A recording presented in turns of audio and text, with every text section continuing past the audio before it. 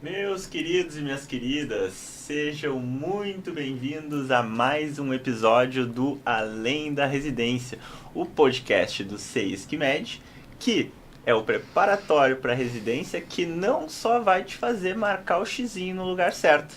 O nosso intuito aqui é falar sobre dificuldades, sobre temas transversais à vida desse momento tão ímpar que é o momento da prova. E primeiro eu vou me apresentar, já que é a primeira vez que eu estou saindo da sala de aula e vindo para cá. Eu sou o Augusto Vazeleski, eu tenho 29 anos, me formei lá em Pelotas, minha cidade natal, fiz minha universidade lá na Federal, minha queridíssima Leiga, vim para Porto Alegre, fiz 2 anos de medicina interna no Hospital Nossa Senhora da Conceição, fiz um ano adicional em medicina hospitalar, então sou médico internista, generalista mesmo, acabou. E eu também tenho muito interesse em medicina do estilo de vida, que por sinal vai ser um dos temas muito mais prevalentes aqui do podcast, porque ao viver a vida do hospital, eu percebi o que acontece quando os fatores de risco cardiovasculares clássicos, aquele estilo de vida, eu percebi o que tem em comum entre os pacientes que estão internados lá. E eu percebi o que não tem lá. Então, o estilo de vida é um tema tão pertinente, a gente tem visto como o wellness tem bombado tanto por aí, e a gente quer traçar esses paralelos para não só estar presente na hora de dar os conteúdos lá da medicina interna, da reumato, da hemato, que vocês vão me ver nas aulas, mas também quero estar presente aqui, porque eu recém passei e foi difícil, tá? Eu sei como é estar longe da família, ter uma rotina desregrada, falta de grana, a gente tá estressado, a gente tem um monte de problema, final de faculdade, incerteza, dificuldade que não falta. Então, por recém ter passado por isso, eu quero começar essa linha de raciocínio com vocês. E tem um tema que ele é, assim, ó, gigantesco nesse momento, que é a alimentação. E hoje a gente está aqui para falar exatamente disso, alimentação em tempos difíceis. E para isso, eu trouxe uma convidada muito especial, que ela é psicóloga e ela é especialista em compulsão alimentar, mas vou deixar ela se apresentar. Fala aí, Rafa. Oi, obrigada pelo convite. Eu sou a Rafa Mansura, sou psicóloga comportamental e sim, eu trabalho com essa área de transtornos alimentares. Minha maior área de atuação é a compulsão alimentar, porque eu tive compulsão alimentar durante 9 anos, tentei me curar de todas as formas possíveis, fugi muito desse assunto, mas eu vi que não dava para fugir do conhecimento. Então, acabei me tornando psicóloga, trabalhando com essa área, e cada vez mais a gente percebe a importância, a relevância da alimentação em todas as áreas da nossa vida. Então, a gente vai falar um pouco sobre isso, como a alimentação acaba afetando as nossas emoções, a nossa performance, de certa forma, nos estudos, e a gente vai tentar ajudar um pouco vocês nesse assunto. Perfeito. Olha só, eu sei que na medicina todo mundo é muito esforçado, muito inteligente. Então a primeira pergunta que eu quero te fazer, Rafa, é por que as pessoas tão inteligentes comem de forma tão autodestrutiva? Porque na maior parte das vezes essa foi a única forma que as pessoas aprenderam. Eu iria dizer que lidar com as emoções, mas na verdade seria não lidar com as emoções. E é um prazer imediato. Comer é bom, todo mundo gosta. E em meio a uma rotina estressante, caótica de certa forma, com muita pressão, todo mundo procura pelo que é mais fácil. E também uma rotina muito atarefada, a forma mais fácil de conseguir prazer é comendo. Inclusive várias pessoas falam, eu não tenho tempo às vezes para fazer pausas. E acaba indo para a comida. Então, é a forma mais fácil de obter esse reforço nesse momento.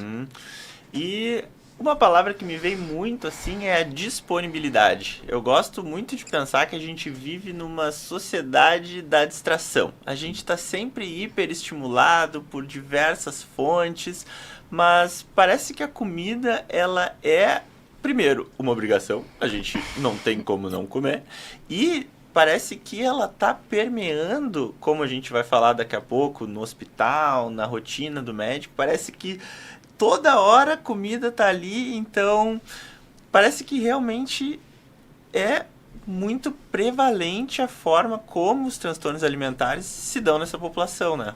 Muito. A palavra que tu usou, eu gosto muito dela, inclusive, é uma pergunta que eu recebo muito. Rafa, como lidar com a disponibilidade alimentar? Que realmente, na sociedade que a gente vive, hoje em dia, é quase que impossível alguém pensar em ficar muito tempo, de fato, sem ter acesso à comida. Sempre dá para pedir um delivery, sempre tem alguma comida que seja numa farmácia, em algum lugar próximo. E essa disponibilidade, quando a gente se afasta dos nossos sinais internos de fome, saciedade, que a gente fala um pouco mais pra frente, se torna uma bagunça. Porque, além de tudo isso, comida também é afeto. A comida acaba estando em quase todos os momentos da vida. Quando está numa confraternização, para comemorar, muitas pessoas quando estão tristes. Então, ter uma boa relação com a comida não é só para a pessoa que quer emagrecer, quer fazer uma dieta, não. Uma boa relação com a comida, no meu ponto de vista, é ter uma boa relação consigo mesma, com as pessoas do entorno, porque quando isso está desregulado, começa a afetar tudo. Uhum. E tu acha que dá pra dizer que comer virou uma forma rápida de desligar o cérebro? Acho, com certeza. Talvez, não sei se tu já passou por isso, mas a pessoa que está naquele momento de compulsão alimentar, muitas vezes está procurando por isso, um cessar daquele fluxo mental. Porque no momento em que tu tá comendo, no que tem aquela sensação de perda de controle, parece que nada mais existe.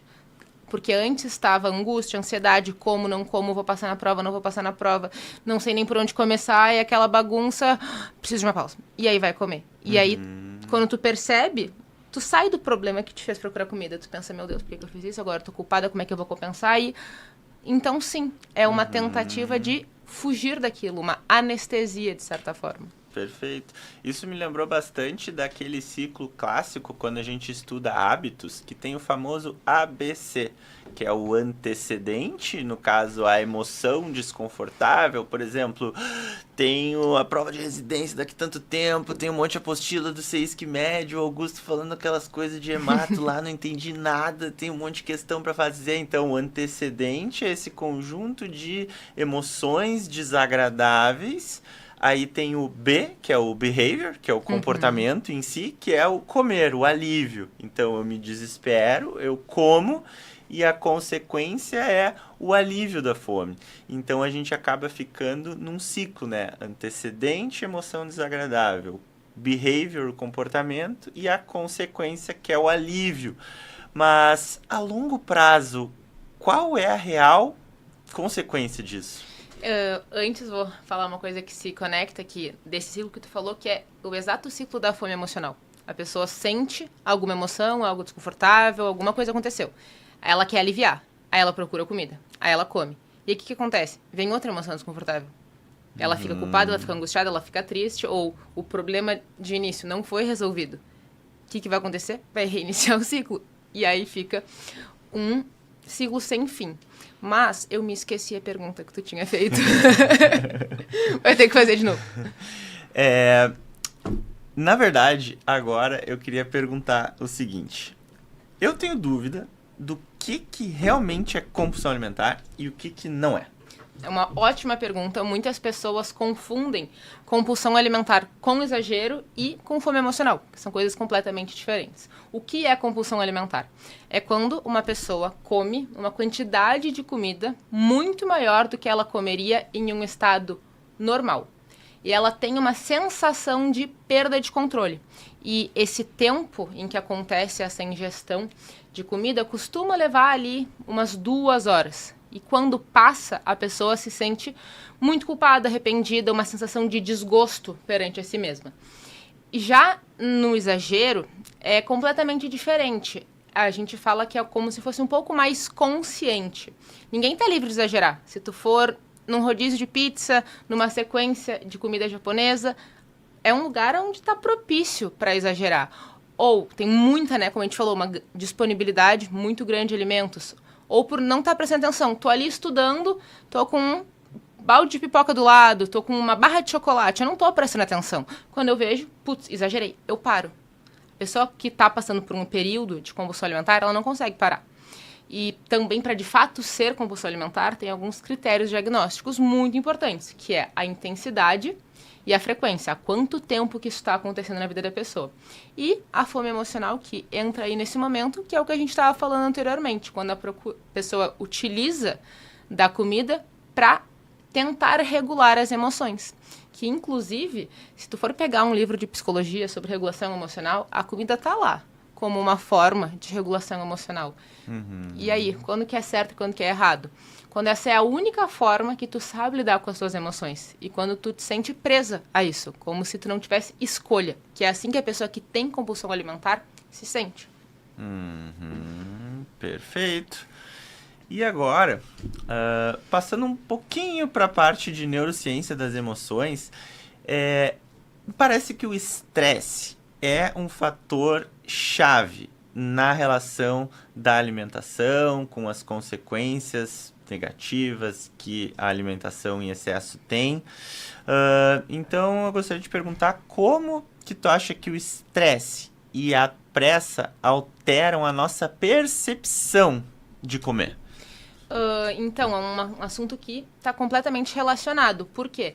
Quando a gente está ansioso, está comendo com pressa, sem prestar atenção no alimento, sem presença, muitas vezes sem nem sentir o gosto dos alimentos, e eu estou nesse estado, né, constante de estresse, correndo atrás do tempo, angustiada, eu não consigo prestar atenção naquele momento. Eu muitas vezes combino atividades. Eu já vou comendo enquanto eu estou dirigindo, a coisa mais rápida, ou eu estou comendo assistindo uma aula, fazendo alguma anotação, vendo série, meio que para me distrair. E aí eu perco completamente a percepção dos meus sinais de fome, dos meus sinais de saciedade, porque realmente eu não estou prestando atenção no que está acontecendo. E aí a gente vai se afastando cada vez mais desse processo. E muitas pessoas, nesse momento, acabam exagerando justamente por não sentir o gosto da comida. Ela tá ali angustiada, ansiosa, ela come um monte. E ela percebe, nossa, eu nem vi se estava bom, então vou ter que comer mais para de fato sentir. E aí tá constantemente exagerando. Então é muito importante a gente fazer um manejo do estresse para conseguir melhorar essas outras questões. E nesse momento, quando a gente fala em manejo do estresse, não consigo não pensar no ciclo circadiano, na importância que o sono tem em regular os nossos hormônios corporais, principalmente o cortisol, para a gente ali ter durante a noite, finzinho da tarde, o cortisol, que é o famoso hormônio do estresse, começa a baixar. A melatonina, que é o hormônio que induz o nosso sono, começa naturalmente a subir. A gente dorme, 6 da manhã, cortisol volta lá a subir e eles têm um pico no início da manhã, que é pra gente ter o estresse de viver o dia. Sabe aquela sensação desagradável, tipo, é hoje, vou ter que ir pro hospital, tem um monte de paciente pra ver, então vamos lá, tem que vencer esse negócio, sabe? Aquele tipo, tu sabe o leão que tá ali na tua frente, tu sabe que tu vai ter que vencer aquilo ali, mas todo santo dia dá aquele friozinho na barriga, né? Então, o sono, eu gosto de dizer que ele é um castelinho de cristal, porque ele é importantíssimo, ele é o nosso santuário, mas assim, ele é tão frágil que qualquer coisa que arrebenta com ele. E quando a gente está com sono desregulado, é muito fácil ter esses mecanismos de não percepção, como se o estresse que deveria nos impulsionar, fazer com que a gente vencesse os nossos desafios diários, ele tomasse conta de nós. E nesse meio do caminho, eu imagino que seja muito propício a atropelar a comida, não? Muito. Inclusive, tu estava falando dessa questão do sono e se relaciona muito à maior dificuldade da pessoa que tem compulsão alimentar ou uma relação com a comida, que é a dificuldade de lidar com impulsos. Então, se tu tá dormindo mal, a tua capacidade tu fica muito mais impulsiva. Então, a tua capacidade de autocontrole fica muito reduzida. E para todo mundo, no final do dia, já é menor. Então, se tu tá dormindo mal, só piora. Fica abrindo um cenário perfeito pro caos acontecer. Então, às vezes as pessoas falam, ai, Rafa, eu não sei o que acontece, eu tô fazendo tudo certo. mas não está dando importância para um ponto primordial dessa situação, que acaba fazendo diferença em todas essas áreas, até para fixação do estudo. Às vezes a gente pensa, não, vou me entupir de café e vou virar a noite estudando. Não vai ser produtivo, é muito pior. Muito melhor ter uma boa noite de sono, e também para conseguir se alimentar melhor no outro dia, o sono precisa estar bem regulado para não ficar tão refém dessas situações. Percebam, o dia em que a gente acaba dando uma exagerada, que fica mais difícil, olha para trás, analisa o padrão e vê se não foi um dia que tu dormiu mal, que tomou café até mais tarde no dia anterior. Essas coisas a gente não percebe e vão se agravando com o passar dos dias. Perfeito. Dormiu menos, ingeriu álcool, tomou café em excesso. Excelente. E também tem a questão de que é muito menos provável a gente comer algo hiperpalatável logo de manhã, quando a gente acorda, do que lá no final do dia, né? Como é que é compulsão no fim do dia? Eu imagino que isso deva ser muito prevalente. Muito. É muito raro, não sei se é raro, é muito raro, pessoas que começam um dia tendo compulsão alimentar. Quando isso acontece, começou no dia anterior. E aí se entra naquele ciclo de, agora já foi, e às vezes passam dias. Mas a pessoa que tem compulsão alimentar tem uma dificuldade com o final do dia por não saber lidar com as emoções. Ela se restringiu demais ao longo do dia, às vezes não está dormindo bem, e é um momento em que está sozinha, em que a gente já está com essa dificuldade de lidar com esses impulsos, de controlar, de fazer escolhas que vão me trazer, né, um prazer ali na frente e não no momento. Então, é o cenário perfeito para o caos acontecer. E, normalmente, a pessoa que tem compulsão alimentar, ela faz isso quando ela está sozinha. Então, é sempre nesses momentos, final do dia, onde tem mais acesso, já está cansada, não quer pensar. É muito raro, de manhã, a gente já pensa, nossa, já acordei e o dia já tô nem aí, vou comer a primeira coisa que vem pela frente. A gente normalmente começa super empolgada, senão hoje vai ser diferente. Só que aí, quando a gente não muda algumas coisas importantes e não aprende algumas habilidades, a gente fica reiniciando aquele ciclo que a gente estava falando. Então, normalmente começa ali no final da tarde, início da noite, que tem essa mudança e os episódios começam. Perfeito. E eu também consigo pensar que sempre que eu como bastante, assim, que eu vou num buffet livre, ou que eu saio pra jantar e tu pensa, hoje eu vou dar-lhe. Sempre depois eu fico muito sonolento. E a explicação fisiológica para isso é clara, né? Aumenta muito o influxo sanguíneo para a circulação esplâncnica e diminui para o cérebro. Então a gente fica realmente muito sonolento. E por que eu tô falando isso agora?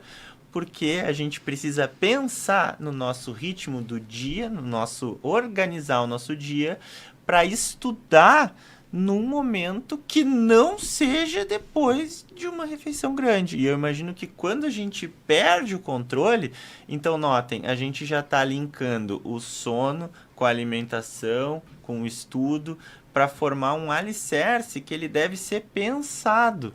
Então, dormir bem, para ter mais autocontrole, para poder não exagerar na comida e ter disponibilidade para estudar naquele momento.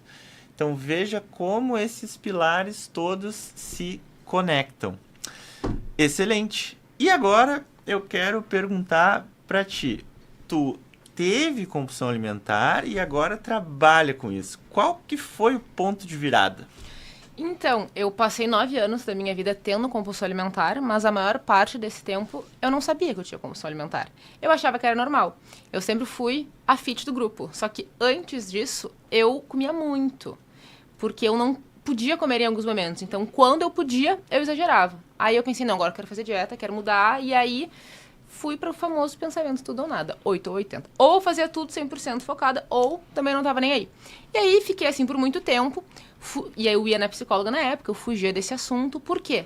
Eu achava que quando eu me curasse da compulsão alimentar, eu iria parar de me importar com a minha saúde, de me importar com uma parte que eu gostava tanto de mim, que eu sempre fui uma pessoa muito disciplinada, muito focada. Então eu fugi disso por muito tempo. Aí o tempo foi passando, eu comecei a perceber que era um problema, que aquilo não era normal, começou a afetar a minha vida. Eu desenvolvi uma bulimia, tive por muitos anos, depois tive uma anorexia, mas isso é assunto para outra hora. E aí, quando eu percebi que realmente isso era um problema, eu comecei a tentar me curar. E aí eu não conseguia falar, tinha vergonha, comecei a estudar e vi, olha, não é bem assim. E aí, quando eu vi que aquilo realmente estava afetando a minha vida, que ia começar a escorrer para outras áreas, eu pensei, preciso resolver essa situação. E eu comecei a estudar. E aí eu comecei a testar em mim. E aí eu senti que eu precisava de um senso de compromisso com algo além de mim. Porque a pessoa que tem compulsão alimentar meio que tá desacreditada. Tipo, eu falei tantas vezes que eu ia fazer diferente, por que agora iria? E eu meio que decidi que eu iria trabalhar com essa área por isso. Porque eu pensei, se eu conseguir me curar, se eu tô passando por tudo isso, tem que ser por algum motivo, não pode ser só tô passando isso aqui por passar. Aí eu acabei decidindo estudar, trabalhar com essa área e foi ali que tudo mudou, que foi no fim da faculdade, quando eu tava para me formar. Uau! Tu falou algumas coisas que me chamaram muita atenção, que é que tu viveu muitos anos sem saber, então algo que as pessoas vivem e não sabem, então gera uma importância maior da gente estar falando isso, porque, ou seja, é algo que ainda não se tem tanto domínio público e, além disso, ter, mesmo quando já sabia, uma extrema dificuldade em falar, o que torna o tratamento e o diagnóstico muito tardio e o manejo também, a descoberta em casos mais avançados. E é essa pergunta, assim, na média das pacientes que tu acompanha, tu julga que já existe muitos anos de compulsão antes delas chegarem até ti? Muito. A maior parte das meninas, mulheres que chegam pra mim, já sofrem com isso há pelo menos 5 anos. Então, é mais difícil ainda de tratar quando já é uma coisa muito enraizada, porque depois é quase que como se fosse um hábito. A pessoa que tem compulsão alimentar, depois de um tempo, se ela perde completamente a percepção da saciedade. Então, quando ela não come daquele jeito, parece que nem vale a pena. Então, fica uma confusão. Então, aquilo acaba que faz parte do seu jeito de lidar com as situações. Ela ansia por aquele momento, de certa forma. Então, sim, muitas pessoas já chegam com casos, né, muito longos, e aí é um processo cansativo, de certa forma, a pessoa já está meio desacreditada. Mas todas elas, né, que chegaram para mim, depois que entenderam que era um problema, que era um transtorno, que tinha um tratamento e que era possível mudar, a partir dali tudo começa realmente a voltar para os trilhos. E também é um transtorno muito solitário. A pessoa que sofre de compulsão alimentar, normalmente as pessoas que estão ali no convívio, né, dia a dia, não sabem. A pessoa esconde, ela come de uma forma na frente dos outros e de outra completamente diferente quando está sozinha. E aí fica guardando para si, tem vergonha, não fala. Então, falar sobre isso é muito libertador. Se ouvir falando, também. Por isso que é tão importante fazer terapia. Uhum. E eu vou ressaltar porque eu me lembro muito bem de uma paciente que eu atendia já num contexto ambulatorial, de prevenção. Ela tinha, na casa dos 40 anos, tinha obesidade, tinha pressão alta, tinha diabetes, tinha dislipidemia, tinha esteatose hepática. Ela tinha o combo completo, estava tomando vários remédios, indo de médico em médico, e depois de muito tempo de consulta, ela ficou super tímida e falou: doutor, a verdade é que quando eu começo a comer, eu não consigo parar. E eu acho que eu nunca tinha dito isso para ninguém. Ela me marcou muito porque eu gelei. Eu pensei, cara, e agora? Então, é por isso que essa discussão é muito importante, para a gente saber quando que a gente precisa referenciar essa pessoa para que ela tenha um acompanhamento psicológico adequado, justamente por esses fatores, né? Demora no diagnóstico, vergonha, então casos que já chegam avançados. Muito bem. E agora eu gostaria de mudar um pouco. Vamos falar sobre o mundo médico. Eu quero pintar para ti mais ou menos como que é a rotina do interno, do último ano, do pessoal que está na residência ou que vai fazer outras residências. Geralmente é o seguinte: E daí depois eu quero que tu identifique se é um ambiente que é propício a gerar muitos gatilhos. Normalmente a gente está longe de casa, longe da família, num lugar que ou não conhecia ninguém ou conhecia um ou outro.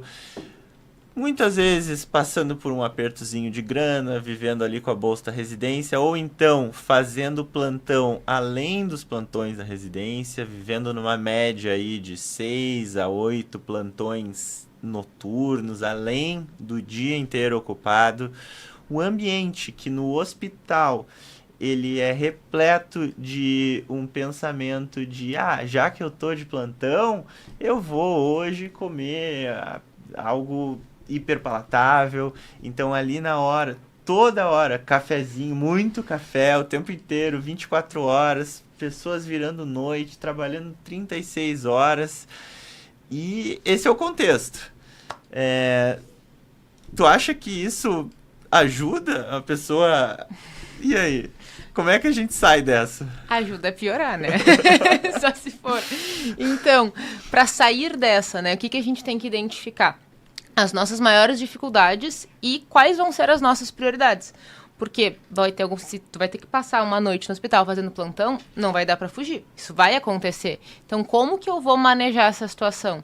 Que é tentar não comer, né, de madrugada, tentar não ficar nesse pensamento de hoje eu mereço. Claro que a gente merece comer coisas que a gente gosta, mas não pode ser a única forma de relaxar, de ter algo bom na semana, que esse é um dos maiores problemas que eu percebo. Eu já atendi muitas meninas que estavam no finalzinho ali da faculdade de medicina, no momento de fazer as provas de residência, e a vida tá tão sobrecarregada, tão sem outros prazeres, que a comida entra nesse lugar. Tipo assim, tá tudo um caos, tá tudo tão pesado, eu preciso comer. Muitas vezes também estando sozinhas, às vezes não tem tantos amigos, saiu, né, da cidade, foi para outro lugar para estudar, enfim, e acaba que nesses momentos de solidão recorre à comida. Então é importante a gente aprender outras habilidades para lidar com essas emoções, para que não seja apenas a comida, e tentar se ter o mínimo de organização ou o mínimo de uma rotina estruturada que der aí no meio. Sei que é uma loucura, não posso dizer que passei por isso, porque nunca passei, mas eu convivo contigo, eu sei como é, mas dá para fazer alguns ajustes, que é ter um pouco de organização, entender as suas maiores dificuldades, quais são os seus gatilhos e fazer um ensaio mental. Eu amo fazer isso com as minhas pacientes, tá? Um ensaio mental e rota de fuga. Como assim? Imaginar como que tu gostaria de lidar nessas situações. Tô no plantão e tem um monte de comida ali na frente. Se eu tô com fome, eu vou comer? Se eu não tô com fome, eu vou comer só porque tá ali? E ir tentando ter alguns acordos contigo mesma. Então, acho que esse é um bom ponto, mas como tu passou por isso, quero saber a tua opinião, como que tu faz isso. Então, eu acabei estabelecendo a máxima do contrário desse bom senso. Cara, se eu tô aqui trabalhando, esse é um dia ordinário. Eu entendi já que eu vou passar a maior parte dos dias da minha vida trabalhando dentro do hospital ou dentro do consultório.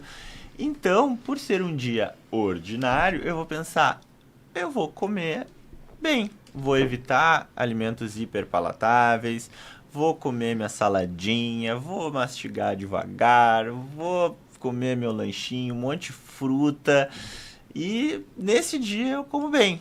E daí eu deixo pra dar minhas escapadas num dia que, não tô trabalhando. Que é exatamente meio que o contrário ali do que muitas vezes a gente vê. E é incrível como a gente vê as pessoas comendo alimentos com alta densidade calórica, hiperpalatáveis, com baixo valor nutricional, que não nos nutrem, apenas nos enchem, no ambiente de trabalho. Então, me surgiu uma dúvida. Como que a gente diferencia a fome emocional da fome física? Tá, essa é uma pergunta ótima, super relevante e vou explicar. Como que é a fome física? A fome física, ela é gradual. Ela vem surgindo aos poucos, tipo, acho que comeria alguma coisa, tô ficando com fome, começa a pensar em comer. E aí, dentro, né, do que tu gosta, tu vai comer o que tiver disponível. Tipo assim, tu quer matar aquela fome. Ah, tô em casa, tô com fome, abre ali a geladeira e... Tá, sei lá, tem um pão com ovo, tem o resto do almoço, tu vai comer. Tu vai comer o que estiver ali disponível. E tu tem uma sensação de vazio, de certa forma. Tu te sente um pouco mais fraca, faz um tempo da última vez que tu te alimentou. Já a fome emocional, ela é repentina. Do nada, me dá uma fome e por algo específico. Sabe aquela fome, ai, que fome de hambúrguer, ai, que fome de chocolate? Ela é uma fome específica. Então, se te falar assim, ai, Rafa, vai lá que te sobrou almoço de ontem. Ai, não quero almoço, eu quero um chocolate, eu quero um hambúrguer. Então, isso é uma grande diferença, que ela surge do nada e ela é incontrolável. Tu não consegue muito que te distrair, como se ficasse aquele pensamento na tua cabeça e só alivia quando tu come. E, se a gente for analisar, normalmente surgiu, né, aconteceu algo antes. Alguma questão, sei lá, relacionada ao trabalho, alguma angústia, alguma ansiedade, alguém te falou alguma coisa que tu ficou triste, acaba vindo junto pra fugir dessa emoção. Tá, deixa eu ver se eu entendi, vou me usar como exemplo. Eu tento ao máximo comer sempre nos mesmos horários, assim, com uma variação de mais ou menos 1 hora, um pouco pra cima, um pouco pra baixo, sem uma rigidez extrema. Mas tento ali comer minhas refeições mais ou menos no mesmo horário. Quando eu tô tranquilo, não tem nada excepcional se passando, chega ali no meio da manhã e eu fico louco pra tomar meu wheyzinho com aveia e leite. E creatina. E creatina. Papo pro outro. Mas eu fico com fome. Tipo, eu... Assim, parece que o organismo tá pedindo, Augusto, tamo com fome. É diferente de quando eu tenho que vir gravar um podcast, ou quando eu tenho que gravar uma aula nova, que o chefe dá um prazo aqui bem curtinho pra nós. E quando eu vejo, eu penso, meu Deus, tem que fazer aquilo lá, tem que fazer aquilo lá, tem que fazer aquilo lá. E aí eu vejo, eu já tô pegando castanha, já tô comendo em casa. Quando eu vi, eu já comi horrores e... É isso, então. A primeira é a fome física e a segunda é a fome emocional. Mas, assim, eu sou homem, né? E tu falou várias vezes das meninas. Homem tem compulsão alimentar? Tem, mas é muito diferente a prevalência muito relacionado à pressão que existe do padrão estético. A mulher, ainda mais, né, tudo que está acontecendo hoje em dia, dessa busca pela magreza extrema, acaba piorando muito isso. Por quê? Eu sempre gosto de falar que não é todo mundo que fez uma dieta que vai ter compulsão alimentar. Mas todo mundo que tem compulsão alimentar já tentou fazer uma dieta. Então, acaba que anda junto. Sempre tem crenças muito negativas e desadaptativas relacionadas à comida. A pessoa tem muito medo de comer, ela fica tentando fazer um controle excessivo e acaba indo para o outro polo. Então, sim, tem, mas a prevalência é muito menor. Tá. E agora tu já deu uma pincelada, eu acho que, bom, a gente entendeu a dimensão do problema, a gente entendeu que o ambiente hospitalar, o ambiente de fim de faculdade e todo o que envolve a medicina faz com que seja muito mais propício disso acontecer. Mas eu acho que agora a gente precisa resolver o problema, né? Então, quem sabe, como eu amo Nassim Nicholas Taleb, o nosso conhecimento ele aumenta muito mais pelo negativo. Por que a gente não começa falando o que não funciona para tratar a compulsão? Perfeito. E já que estamos nesse assunto, linka com o que a gente estava falando antes, que as pessoas acham que compulsão alimentar é falta de força de vontade, então que eu preciso, né, me dedicar mais e fazer ainda mais dieta, né, fazer uma dieta ainda mais restritiva. E isso não funciona. Por quê? Se comida não é o problema, não é comida que vai resolver. Eu sempre falo isso, que as pessoas às vezes pensam, ai não, tem que mudar minha dieta, tem que mudar aquilo. Todo mundo sabe o que deveria fazer. Por que a gente não consegue fazer? É aí que tá o problema. A gente precisa entender que ficar se restringindo ainda mais, cortando todos os prazeres da vida de uma pessoa que já está tendo poucos prazeres, só vai piorar essa situação. Então, a gente precisa aprender a fazer um manejo emocional e, óbvio, como tu estava falando, é extremamente relevante a gente pensar na alimentação também como uma forma de nutrição, de ter disposição para estudar. Então, o que não fazer? Olhar apenas para a dieta. Não vai resolver. Só vai ficar tentando resolver o problema errado. Então, é entender a raiz do problema, porque senão vai continuar acontecendo. Uhum. Então, parece que um dos grandes vilões são as dietas restritivas. E eu vejo que a gente tem um problema midiático muito grande que acaba demonizando alguns nutrientes específicos. O que me veio primeiro à cabeça foi o glúten, né? Que pessoas que não têm sintomas, não têm suspeita, não têm diagnóstico de doença celíaca, restringindo o glúten. A mesma coisa vale para lactose, que apesar de ser bem mais prevalente que doença celíaca, também pessoas sem intolerância à lactose, restringindo lactose, ou então de infinitos tipos de restrição. De maneira geral, a restrição te leva à compulsão? Sim, não quero dizer que todas as pessoas que vão, né, se restringir vão ter compulsão alimentar, mas a pessoa que tem compulsão alimentar tentou se restringir muito. E é clássico. A pessoa que tentou fazer alguma dieta e pensou, eu vou restringir glúten, vou parar de comer tudo. Por quê? É muito mais fácil tu ir pro 8 ou tu ir pro 80. As pessoas têm muita dificuldade de ficar no meio do caminho, de ir fazendo boas escolhas e tal ali. As pessoas preferem, vou botar uma regra e deu. Muitas pessoas me falam, Rafa, é muito mais fácil para mim eu não comer doce, por exemplo, do que tentar ficar ali no meio do caminho. Só que aí, no momento em que tu não consegue controlar, que tu acaba cedendo de certa forma, a pessoa vai direto nesses alimentos que ela não estava comendo há um tempo. Porque aquilo tá guardado dentro dela, né? Tá acumulado aquela vontade.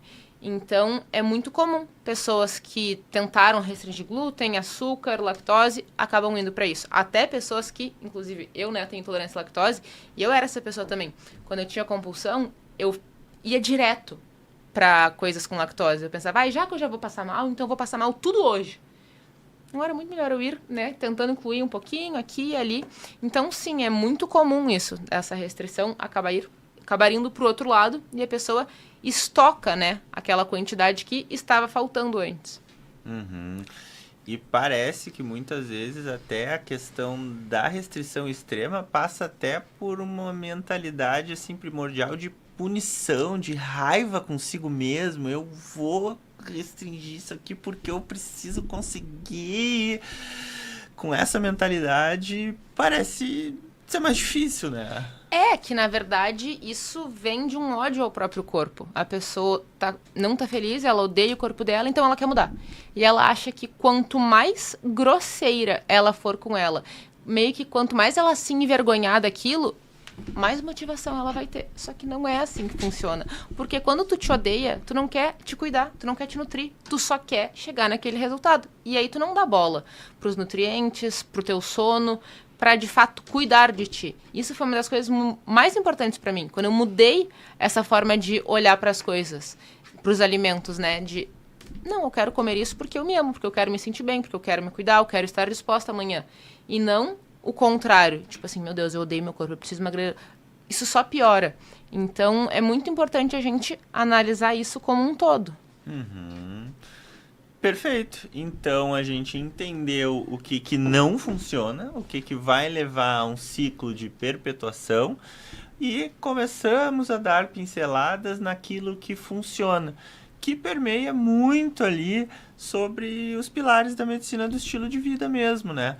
A gente mudar o pensamento primordial de cuidar de si, de imaginar a si mesmo assim como uma plantinha que tu tá ali regando e pensar, nossa, isso aqui vai me fazer bem. Então, começar a encaixar hábitos saudáveis, que eu adoro dizer que eles são como uma corrente.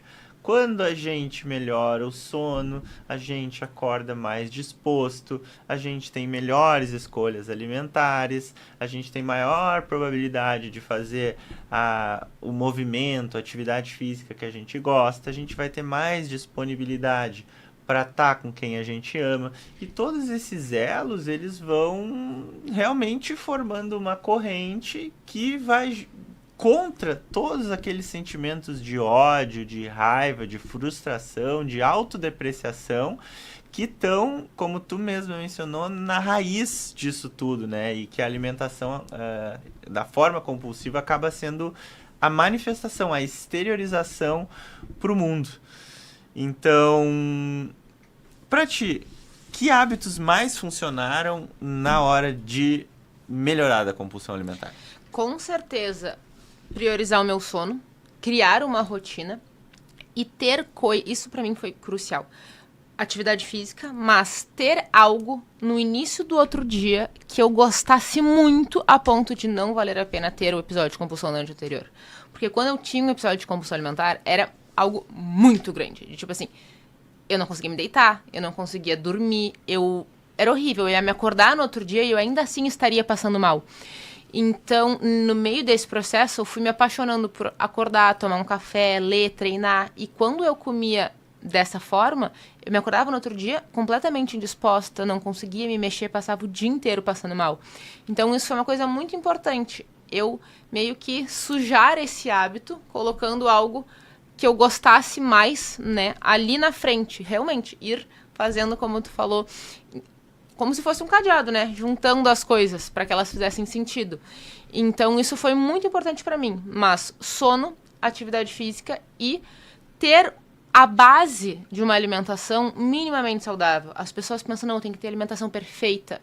Isso é impossível. Ninguém se alimenta perfeitamente o tempo inteiro.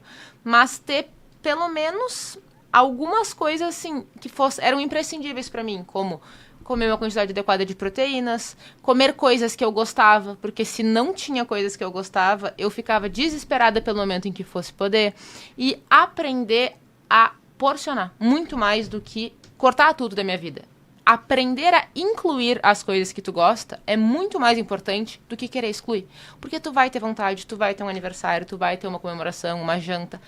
E vai ter genuinamente vontade, estou a fim de comer tal coisa. Então é importante a gente aprender a como eu vou comer isso, sem que eu ligue tô nem aí, agora já foi e perdi meu dia. Então, essas acho que foram as coisas mais importantes, assim. Perfeito. E eu acredito que existem várias estratégias para, durante o ato de comer, a gente favorecer uma alimentação saudável. Vou falar de forma intuitiva, assim, o que eu procuro fazer. Eu gosto sempre de começar almoço e janta pela salada, e muita salada. Se eu não poupo salada, muita salada de tudo que é jeito. Adoro tudo. Tem essa facilidade também. Essa é uma coisa pessoal minha, que eu gosto de tudo que eu como. O famoso limpa fundo. Eu gosto de tudo. Então, um pouco... Até o refeitório do hospital, eu como a comida e penso, meu Deus, que coisa luxo. bem boa. O arrozinho e feijão ali, mas é isso. Começo pela salada sempre. Tento não pegar aquele morrão de carboidrato e depois como ali a proteína e é isso.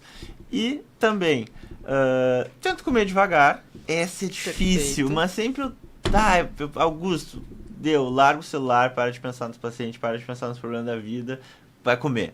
Agora tu tá comendo. E comer. O que tu tá fazendo agora? Tô comendo. Larguei de comer na cama, larguei de comer em qualquer lugar, comer na mesa, bonitinho. Comer de pé. Comer de pé, às vezes. Às vezes é difícil. Mas eu falei algumas e eu não sou grande estudioso, só pensei que intuitivamente eu fazia isso. Tem outras alternativas, assim, práticas para na hora de estar comendo evitar episódios de compulsão? Sim, um dos mais importantes já falou, que é a presença, de estar ali prestando atenção no que está acontecendo. A pessoa que tem compulsão alimentar, ela come de pé, ela come com as mãos, ela come sem preparar as coisas muitas vezes. Então, uma ótima estratégia é: isso tu vai comer, aceita que vai comer. Então, senta, prepara, aproveita. Tudo isso vai dar um tempo pro curso, né, da emoção, do impulso passar. Toda emoção tem início, meio e fim. E quanto mais tu conseguir evitar esse início ou levar tempo te alimentando, vai ser mais fácil de tu conseguir comer menos. Então, essa é uma ótima estratégia. Outra é: larga o talher enquanto tu tá te alimentando. Às vezes a gente tá comendo, pega, bota na boca, mastiga e já tá com o próximo pronto aqui. E eu só engata primeiro e vou. Então, E vai. E vai. É importante largar o talher. Tenta contar até, eu ia dizer até 10, mas as pessoas vão achar demais. Mas vai fazendo essa brincadeira contigo, aos poucos. Vai ter 5, até 10. Outra estratégia, vai parecer estranho, mas que ajuda é troca o talher de mão. Vai com a outra mão. Isso vai fazer com que seja muito mais difícil e tu preste mais atenção. Não é para que seja impossível comer. É para trazer presença para o momento presente. Então, isso é uma ótima estratégia. Tem também algumas escalas que a gente usa ali do Mindful Eating, de sinais de fome e saciedade, para a pessoa ir analisando. Preciso parar de comer, tá bom, já estou satisfeita. Mas a mais importante é evitar distrações. Isso já faz toda a diferença. Muito bem. E se tu pudesse falar agora pra Rafaela lá, que estava sofrendo no auge da compulsão, se tu pudesse falar uma coisa, o que tu diria pra ela? É só uma? É uma grande mensagem. Tá.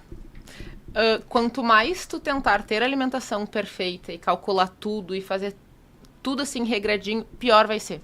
Porque quando a gente tá nesse extremo, que a gente até falou antes, né? De dieta restritiva, que dieta tem início, meio e fim, a gente normalmente tá com pressa. Eu quero o resultado para amanhã. Quero perder tantos quilos até 2 semanas aqui pra frente. Não vai ser uma coisa sustentável. Se tu quer alcançar um objetivo, mais do que alcançar, tu quer manter. Então, foca em ser constante. E aí, quando esse é o meu foco, eu não preciso ficar me restringindo absurdamente. Preciso aprender a incluir. Então, para de querer ser perfeita. E entende, Rafaela, de uma vez por todas, que se comida não é o problema, não é a comida que vai resolver. Comer não vai resolver os problemas, não vai fazer as coisas sumirem. A gente tem que aprender, desenvolver habilidades para lidar com as emoções. Uma coisa que me vem muito é a questão da temporalidade, assim, que parece que é imposta numa dieta, né? Eu acho que uma mensagem importante é que o comer bem, ele é pra vida. A nutrição, ela não tem esse nome por acaso.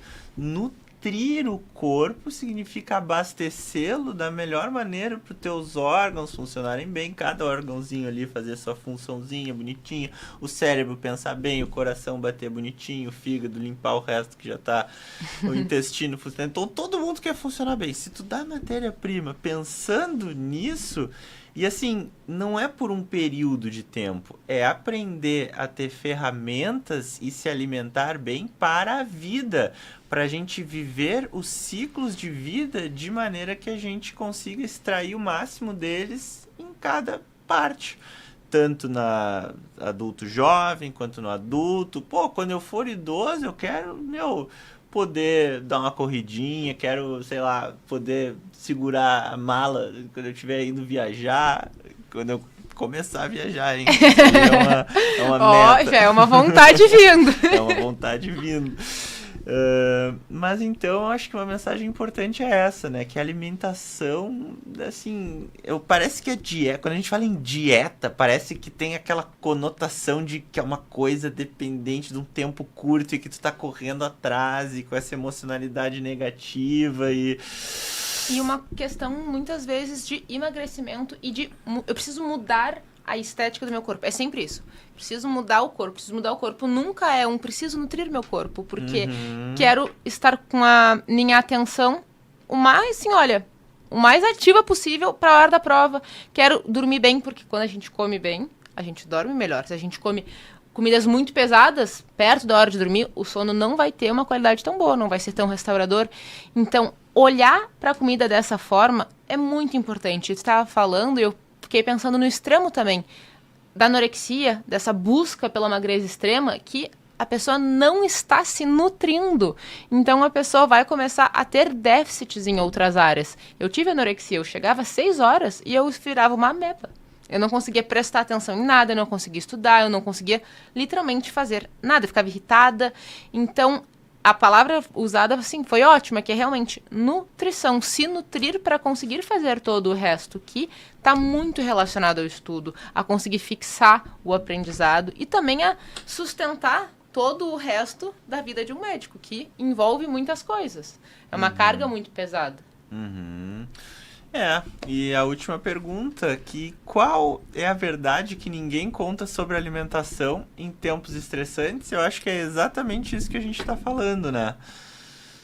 Com certeza que muitas pessoas nesses momentos, em tempos estressantes, acabam procurando por alívios, que na maior parte das vezes não ajudam, só tu acaba tendo 2 problemas. O motivo que te fez procurar a comida e a culpa e o arrependimento de ter comido, que se relaciona com o que tu estava falando antes, que quando a gente come muito, a gente fica sonolento.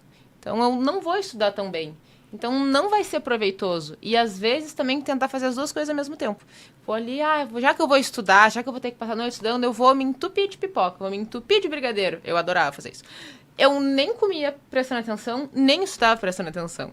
Fazer os 2 juntos não era, não funcionava. Então, ou tu para e come, faz uma pausa, respira, não vai ficar 5 horas sentado estudando, depois tu volta e tu estuda. Então, acho que esse é um ponto muito importante, de também aprender a priorizar o que realmente é importante nesse momento, e não ficar tentando, segurar todos os pratinhos e derrubando os mais importantes. Exatamente. Alguns vão cair, Com invariavelmente. certeza. Mas é importante deixar os mais importantes ali, né? É. Muito bem. Então é isso, meus queridos, minhas queridas. Foi uma ótima conversa. Espero que a gente tenha falado aqui sobre temas importantes que permeiam aí esse momento de vida que vocês estão vivendo, que eu recém vivi, que a Rafa recém viveu. E vou deixar um agradecimento aqui de coração para essa convidada tão diferenciada e convidar vocês para seguirem ligados aqui no podcast do SESC-Med, porque a gente ainda tem muita coisa interessante para falar. Um abração e a gente se fala. Muito obrigada pelo convite.